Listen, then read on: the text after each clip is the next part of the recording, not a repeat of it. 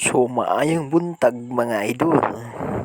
Karon nga adlaw adto ta karon sa among kamaisan aron sa pagpananggi sa tong mais kay inyong makita murag laya-laya na gid siya. Og karon sa di dugayon sugdanan nato.